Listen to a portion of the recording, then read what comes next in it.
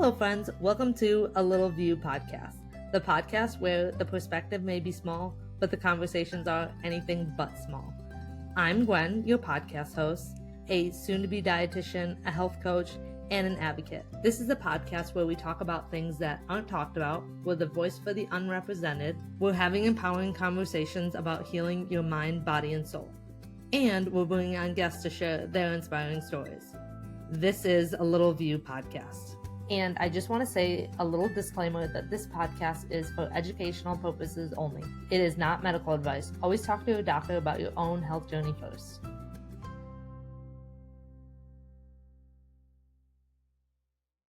Today, we have a first-time mom on the podcast, which I'm so excited about. Many of the first-time moms I've had on before have been average size, which isn't to say their perspectives aren't valuable, but today we have a little person mom raising a little person daughter, and a perspective that I think is incredibly important. And I just want to say something before this episode begins. I want to let my listeners know that this is not a dramatic story. This is a quiet one.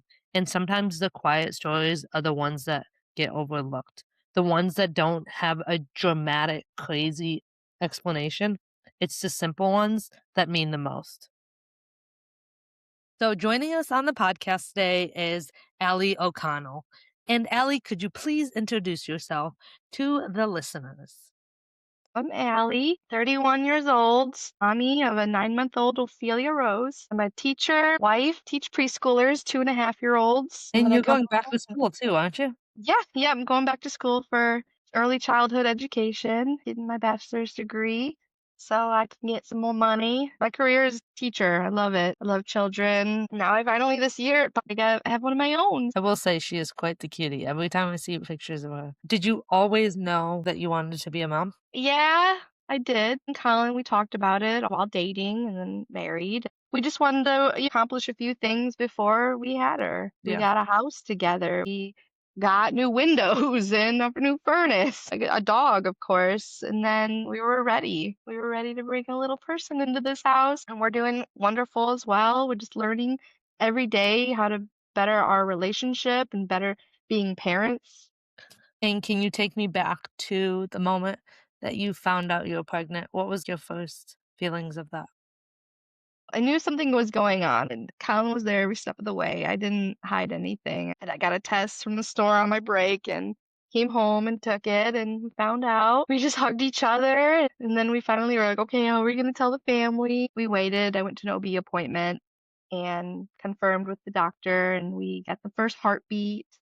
And then we shared with our parents. And was there any sort of nervousness ever when you found out you were pregnant? Like, is she Yeah. going to be average size? Is she going to be a little person? Is she going to have, obviously, because you and your husband, Colin, both have achondroplasia, so there's a chance of you having a double dominant child. So was Yes. there any nervousness with all that? Oh, yeah, for sure. Like that's why I really wanted to make sure we got the OB appointment right away and we got the heartbeat and we introduced ourselves. We told them about our story. And we are both little, but we also both have little people parents. What it's the genetics, like what and my dad is also a different type of dwarfism. He's Langer-Messin-Melic. So do I carry his gene? Will Ophelia have that? Alan's dad is Acon, but he's tall. He's a lot taller than the average Acon. Will she have that gene? Will she inherit? Just all these questions. And then we decided further on in the pregnancy, we got the amniocentesis done. We went to the genetic testing at Beaumont, and we got a great lady, and she's like, "We can do this." I said, "Okay, yeah." 'Cause double dominancy is common in little people. Especially two acons. Yeah, we decided to go down that road. And me and Colin at the time were like, God, put it in God's hands. Everything's gonna be all right. And I'm like, but this is out there. This is, available. Yeah. Let's do it. So Colin and I, we did it, and we had an appointment. We went in and got the test done. It was painful. I don't know how I'm gonna ever do it again, but We decided to do that just because we wanted to know what, baby was gonna be. Because obviously that's not gonna change what would Mm-mm. happen to it, but you No. also just wanted to know for yourself because I feel like sometimes, and not to say it's bad, but I feel like if you were to have a double dominance, that just is gonna change how you feel a little. That's also how you have to, I Yeah, feel like, kind of brace yourself or like build yourself up for the fact of like, what is this baby's outcome is going to be if she becomes double dominant. So, and was yeah. there any, obviously you would love her no matter what, but was there any fear of her being average size versus a little person just because? No, No? not at all. I'd love her anyways. I prepared myself. I was like, "Okay, what if I have an average height daughter?" How in this situation Allie was so positive because I have often thought this very same question. What if I were to have an average height child? And I have often feared that I don't want them to feel like they have to parent me. And I like how Allie put it in a different perspective of they're just helping and not parenting. Cool. Yeah, like, she can help Yeah. me in the grocery store. Throw into sports. Yeah. I mean, I'm gonna throw Ophelia into sports too, but, Yeah. maybe she could be more athletic. I don't know. Help around the house. Yeah, my brother's average height, so I grew up with an average height sibling. I was just gonna say you kinda got, Pretty like, the close. best of both worlds because of the Yeah, fact you have an advertised brother, but then you also have little people parents, so yeah, yeah. My mom went through it, so I'm preparing myself. Baby number 2 will be. We don't know. do you think your biggest fear was when you were pregnant with her? I loved being pregnant, honestly. It was really fun. I just wanted her to be back in me, like, I just wanted to attach to her all day. Um, biggest fear, yeah, like, losing her, not hearing that heartbeat at the ultrasounds. So often people assume that a fear about a diagnose or a difference is a parent's biggest fear. But if you listen closely, Allie's fear wasn't about her daughter's body. It was solely about her daughter's heartbeat and making sure she was healthy and alive. I always made sure, I'm like, "Can I hear it?" They offer it every time you go to a scan, the heartbeat. I was just every scan, I loved hearing it, and then sometimes they'd forget. I'm like, "No, oh, heartbeat," the ultrasound. Yeah, I could see her in there moving, but like, wait, can I just hear her, Yeah. up until we yeah, And delivered her. did you ever feel like, I mean, it might have been different for you because you have both little people parents, but I feel like sometimes in the medical community, they try to really scare you. Having a person child, they're like, do this, do this, do this, do this, do this. Oh, and don't forget to do this. But you're like, okay, well, I came Mhm. out perfectly normal and Yeah. my parents might have not did this, did this, did this, did this. Mhm. So, did you, even though you knew and experienced that, did you also feel a bit of overwhelmed because doctors were saying that? Yeah. Yeah, we did. Me and Colin, we'd come home and we'd call my mom or go right to their house. They were there with for us every step of the way. I think what Ellie is trying to convey here is she wants real world examples. She doesn't want people telling her something that have never experienced it firsthand. Same with Colin's parents, both of them. We had this appointment. Should we do this? Even now that we have her, we tell them almost everything. We fill them in. We haven't gotten her a sleep test yet because we don't think she needs it right now. It doesn't seem we she sees an ear, nose, and throat doctor, and he doesn't see anything alarming. So why should we do that? I wasn't diagnosed with sleep apnea until I was 21. What is your opinion more on like the fact of, do you think you should take her to all these doctors for preventative care, or do you think you should wait until the problem occurs? Waiting, yeah.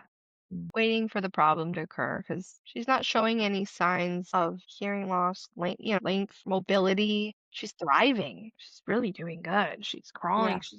Yeah, we're going to a pediatrician that's familiar with little people. She gives us the growth chart. She's looked that up all on her own and she's impressed us. I do think it's important to see a little person's specialized doctor, but I also think it's important that Allie herself is a little person. She can educate the doctor too. We often expect doctors to know everything, but they're humans and they're not experts in every lived situation. Said Ophelia's right on track, and then we're making sure we have the ear, nose, and throat every 6 months. We go and get that checked. They wanted to hold her in the hospital for a lot of tests, and we were in the NICU for a week. and they wanted to do all that. So we didn't really understand why. I think the hospital was a little unsure about dwarfism, was a little nervous for us, honestly, for themselves. The whole situation, we look back at it and we're like, I don't think they were as familiar with dwarfism as they seemed like they were. Do They you had a think that's the reason why they were holding her so long? mm-hmm. They And wanted what to was say, your kind of feelings around that whole thing? like, no, no. We had I had my stepmom, Colin's stepmom, Bailey talk to the other doctors. We had Geofrida Yeah. get in contact with the doctors and we're like and talk to them and say, "Hey, there's no reason you guys need Ophelia. She's showing her scans, her test results are fine. She's off oxygen. She's breathing on her own. She's doing great. What she needs is to go home and be with her mom and dad." That's what I'm saying is I feel like sometimes, like, not that I have any hate towards doctors, because 'cause I'm not saying that at all, but I feel Mhm, like sometimes in the medical system, they put more fear into you instead of mhm, saying like, "You know what, Allie, you can do this. You know what? Trust mhm, your instinct." They're like, "Wait, like, maybe we should check her out more. Maybe she's not okay." And mhm, it's like, "No, mhm. she's perfectly fine. She's just not Yeah, like an average-sized child." But not only that, yeah. She's she doesn't experienced need to go to all these appointments. no. Obviously, let's say, for instance, like, she has a spine issue or something like that, you're not gonna wait until it's horrible, but No. at the same time, this young, you're not gonna go to every single appointment because I feel like sometimes when that happens, then it's like, "Oh, then this is happening," when it's like, "No, that was never happening." Now all of a sudden it's happening because we're going to all these doctors. Mhm. Yeah, we're not gonna do that. And when that time comes, yeah, if anything, of course, we've got all of the we got a beautiful community of Yeah, resources, you yeah. know? I'll contact somebody, go to the call them up. "Hey, we're in Michigan. Where can we go for this?" Great community here. But until that time comes, you just enjoy her, like, we Raising you don't her, have to yep. every time she coughs, you're not like, "Oh gosh, she No, needs to go to the ER." no. And, yeah, that's why I said I wanted you on this podcast because of that, but I also just wanted you to speak as open and as freely as you want Yeah, just about this subject because, like I said, yeah, I think thank you. sometimes they strike fear into people. Mhm. Yeah, no. She's 9 months already, I can't believe it. We talked back about when we had her, and this is just this morning in the operating room. We had a C-section, of course, that's how we have to deliver, And how but was that experience being a it was first-time mom? it was rough. It was rough. They couldn't get the epidural in right, so they did, like, it twice, and I was up for it, but I wish now looking back at it, I wish I would have gone under Okay. anesthesia. It was just really painful, so And when she was in the NICU, even though you knew she was okay, did it also were you also like, "What is going on? Like, yeah. what's the Yeah. status here?" Yeah. 'Cause she was in the NICU for some, breathing difficulties. Okay. So they got that resolved overnight. She had some trapped air under her lungs, and they got it out with a tube. But yeah, I was upstairs in the recovering room, and Colin was downstairs in the NICU, and then he'd come and see me and go back down to her, and then I was in a wheelchair, and he'd wheel me down finally, and then we weren't able to hold her for, 3 days because she had the breathing tube in her, so it was difficult. Hearing Allie share that she couldn't hold her baby for 3 days after giving birth. Imagine all the joy and excitement and love that's radiating out of you and just not being able to hold her and trusting and knowing that she's gonna be okay. It's a feeling that I cannot imagine. So that was really hard. But once we got to hold her, it's really great. And then the NICU nurses, they taught us so much. So kind of like it was a blessing being in the NICU. Normal moms just have their baby, boop, 24 hours, they're gone, they're out. We had to spend a week there watching over her, seeing how the nurses do it. So we kind of got a routine on how to care for her. I know it would have all come naturally if we were just, come For home, sure. but it was really neat watching them. Feeding time every 3 hours, burp her, get her up and burp her, change her diaper, check her temperature. Yeah, and then I was also pumping. That was a struggle. Made it 3 months and then I love Allie's perspective on it because of the fact that she made a not so good situation turn into a big blessing. And I think sometimes the greatest blessings come out of hard situations. Or And then how do you think it is now? How do you picture it later when you're raising a child into a world that's not made for us, but you're raising her and she she's just like you and Colin. yeah, I wanna stay by her side her entire life. I'm trying to follow her through school. I know there will be that time. I gotta let her grow and be her own, and learn her independence. I wanna her to be confident and go out in the world and be, a leader one day. I follow her path. Do you think I feel like this is how you were raised too, to raise her like her size doesn't matter. She's Yeah. so much more than that. Yeah, of course, yeah. If we, stay in the community and she'll see other Mm, little people and yeah, realize that she's just like them. We'll keep yeah. going to little people events and hopefully she can get a little group going and see them once a month, every other month. That's really important to us. That was really important for me, growing up.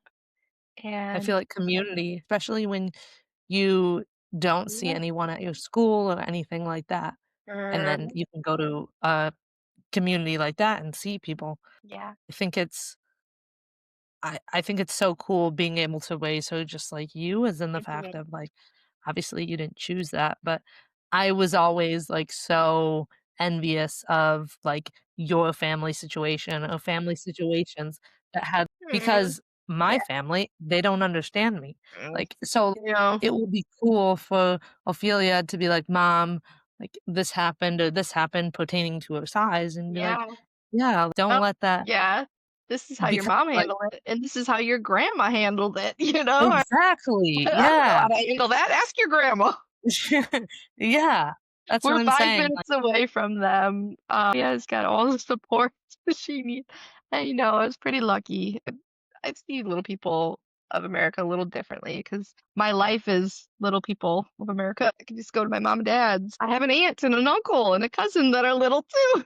yeah, So when we get together, it's a little gathering. and how do you think your lived experience as being a little person shape the way you're gonna advocate for your child? Like, Yes. Oh, how do you wanna advocate for her? yeah. Mm. I wanna go to her schools, and Uh, I don't want her to be embarrassed by me. I want her to know who she is, and I wanna go read books to her class and show them. I wanna get all of her class Little People of America bracelets when it's October yeah, Dwarfism Awareness Month. It's pencils, and I wanna spoil them and invite her friends to a regional, show them, well, this is her community where she can be herself until I feel like we all bring a friend until we're ready. yeah, Don't you I feel agree. like that? Yeah, We're ready to break, branch off to okay, now you're kind of my style cousin or friend. I have little people friends now. but I um, think it's important, like you said, to read books or come there and to show other people that this is the world she lives in, but also to like because it's not very common. 1 in 25,000, like not a lot of people know about it. So to show these kids like this little girl is just like everyone else. yeah. Reading those books to them. I think one of them's called I'm Just Small, That's All. And Yeah. that's all they want. Even working with kids now. New kid comes in, they're like, "You're a small teacher." I'm like, "Yep, I'm your teacher. I'm small. Let's get to work." Yeah. It's, do you have any other questions? And I make sure to make that a point in front of that parent too, because I'm also not only educating the kid, I'm educating the parent. Hey, I'm a 31-year-old teacher. I'll be teaching your kid all day. Yeah, ask me any questions, feel free. But I'm just a teacher, little Miss Allie. Gonna have fun. We're gonna play. We're gonna do art. We're gonna sing the ABCs today. Yeah, Ophelia. We'll have school we're at. I can with her friends. She'll grow up there up until she's 4, and then she'll go to kindergarten. Um, I mean, they don't see me any different, my job. They just see me as Miss Allie. They don't see that I'm a little person anymore after being with me. But I know that just throughout my whole life, my friends saying that to me. I'm sure you've had that. Yeah. I don't see you as I see you as Allie now. Yeah. Gwen. I'm excited for that, Ophelia at the school. But I know when we go to a different school, then that'll be challenging. She won't go with those friends. I think it's important when I was growing up, I stayed in the same community, kindergarten through senior year, with the same group of friends. I think that helped me growing up. I was with the same group. They got, knew me all of my life. I knew Yeah. them all their life, growing up in school. But then a new person would come in and they'd, you know, "Who's that?" I would introduce myself and explain to them, "Yeah, I'm just a little person." I do just as much as you can, but I want that for Ophelia, I really do. I hope me and Colin can find a community like that for her. And do you think her being in a community that's just like her is very important? Yeah, very important. Oh, do you think being around a little people community also shaped your confidence as well? Yeah, that shaped it. Going to these things and finding friends. My mom and dad taught me a lot of confidence, Yeah. taking me out and seeing how they handle things, how they Yeah. handle life. Mom and dad did, expose themselves to a few different things in life. Parents were entertainers. So, I saw that growing up.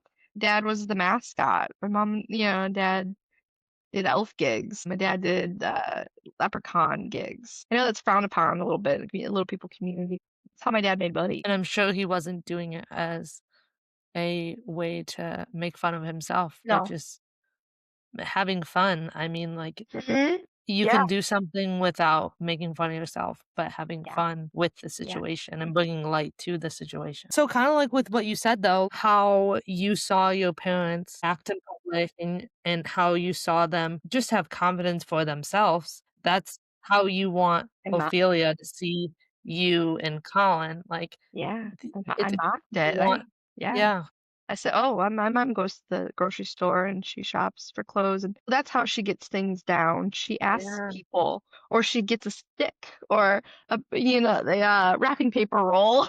yeah. Uh, Or you just oh, climb like me. climb, yep. Ask for people. Now I'm doing that. Now when I want to go shopping, I'm finding myself asking people or getting a stick or climbing. Yeah, and Ophelia is just gonna see me do that and learn. And my last question that I always ask my guests is, what is one piece of advice you want to give to um a new mom of a little person that is a little person herself? New just love them and oh, you're so lucky. It's so awesome. Having a little you. Don't be afraid to expose them. So expose yourself and them to the world. Get out.